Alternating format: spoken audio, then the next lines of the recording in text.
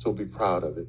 And the role of gentrification, expound on that to the people who are listening now, the role that gentrification has played, and the role that marketing has played in many cases to push us out and run us away from what we own. I thought that was quite profound, especially from a young person. So the displacement that we saw post-Katrina all over and within the city, people, they closed down the public housing, people being displaced from, if you was from uptown, from downtown, and we saw this quote-unquote pushing people out to the east, which is an area that got hardest hit. There were a lot of things that didn't come back, myself included.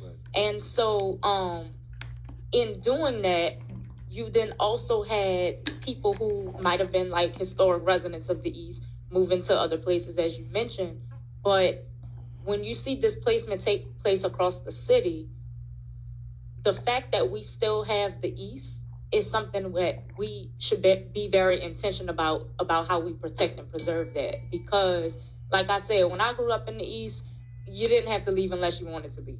Everything, even, a lot of my family was just, 5-10 minutes away. And then you mentioned there's still so much Black wealth in the East, but that's overlooked and no one talks about Absolutely, and so many Black business owners in the East, and the large land mass that is New Orleans East. And so when we're seeing displacement across the city and people are getting pushed further and further out, even to other parishes, when we look at the East and we have this narrative of the East being disposable, which is not, or the East being crime-ridden, which is not in comparison to other parts of the city, that's something that instead of saying we're going to throw this away, or this is, something, I don't want to go to the East. You hear the narratives all the time.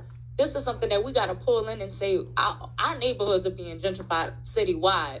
So, and also in preserving that, the same way we hold up the Treme and the Seventh Ward and Uptown and all of this, we also have to look at the East, because we hold up and maintain that footing. That's a very important point. We will hold up Treme in parts of Central City, and we ain't even live there no more.